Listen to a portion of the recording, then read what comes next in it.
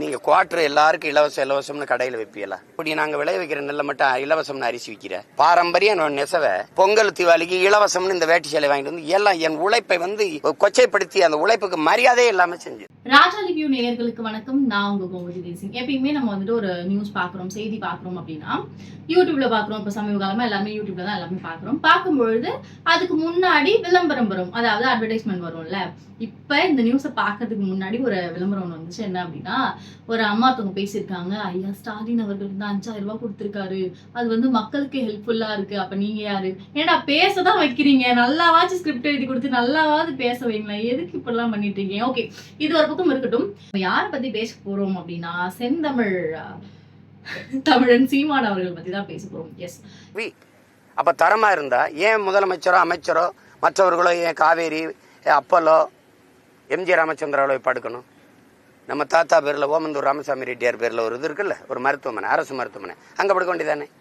இல்ல ஐயா அமர ராஜீவ் காந்தி பேர்ல ஒரு மருத்துவமனை இருக்குல்ல, அங்கே. எனக்கு அண்ணன்கிட்ட பிடிச்சது என்ன தெரியுமா? எல்லாருமே ஒரு ஓனர்ஷிப் எடுத்துப்பாரு. அவர் என் தாத்தா, அவர் என் அண்ணன், அவர் என் சித்தப்பா, அவர் என் பெரியம்மா அப்படின்னு சொல்லி எடுத்துப்பாரு.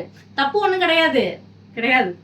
நாங்க கேட்கல நீங்க 1000 கொடுங்க, திடீர்னு எங்களுக்கு தேர்தல் வரும்போது 5000 கொடுங்க, கோடை விடுமுறைக்கு கை செலவுக்கு காசு இருக்காது, கூட 2000 போட்டு கொடுங்க, அப்படிலாம் நாங்க கேட்கல. முதல் கேள்வி என்ன கேட்டிருக்காரு அப்படின்னா, இந்த 5000 ரூபாய் கொடுத்தாங்கல்ல, எதுக்காக இந்த 5000 ரூபாய் முதல்ல கொடுத்திருக்காங்க? அது மட்டும் இல்லாம இப்ப எந்த அமைச்சர்கள், எந்த எம்எல்ஏ உடம்பு சரியில்லை அப்படின்னா நேரா அரசு மருத்துவமனைகளுக்கு போறீங்க, எல்லாருமே பிரைவேட் ஹாஸ்பிட்டல் தானே போறீங்க அப்படின்ற மாதிரி கேட்டிருந்தாரு. நல்ல கேள்வினா, நல்ல கேள்வி. முதல்ல நீங்க போறீங்களா அப்படின்னு சொல்லிட்டு மக்கள் ஒரு சில பேர் கேட்டுட்டு இருக்காங்க. நானுமே கேட்கிறேன், அண்ணன் சீமான் அவர்களுக்கு உடம்பு சரியில்லை அப்படின்னா சீமான் அவர்கள் அரசு மருத்துவமனை தான் போறாரா அப்படின்னு கேட்டா கேள்விக்குறி. அது மட்டும் இல்லாம இன்னொரு கேள்வி என்ன கேட்டிருப்பாரு அப்படின்னா, இப்ப அமைச்சர்கள் இருக்காங்க, எம்எல்ஏ இருக்காங்க, அப்புறம் மற்றும் சில அரசாங்கம் அந்த சார்ந்த நபர்கள்லாம் இருக்காங்க.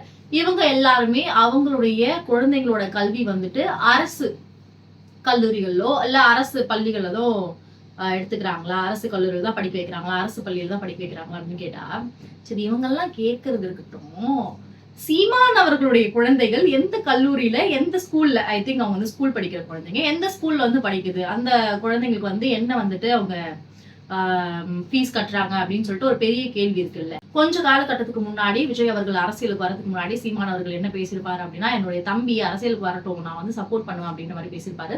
ஒன்ஸ் அவங்க 2 பேருக்குள்ள கூட்டணி இல்லை அப்படின்னு தெரிஞ்ச உடனே அவர் எப்படி பேசியிருப்பாரு அப்படின்னு தெரியும்.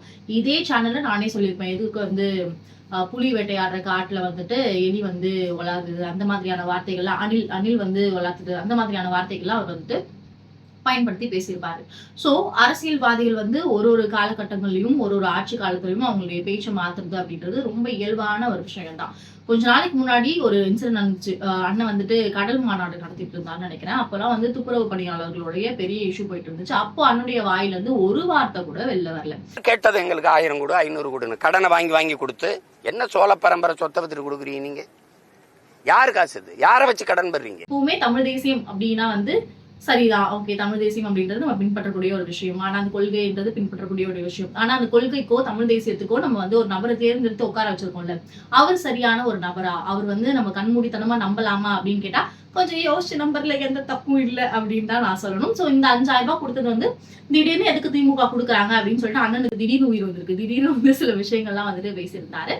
ஸோ இந்த விஷயம் தான் இன்னைக்கு நம்மளுடைய அரசியல் களத்துல நடந்திருக்கு. இதுக்கப்புறம் இந்த திமுக மற்றும் காங்கிரஸ் கூட்டணி விலகும், இல்ல இது பிச்சுட்டு போயிடும்.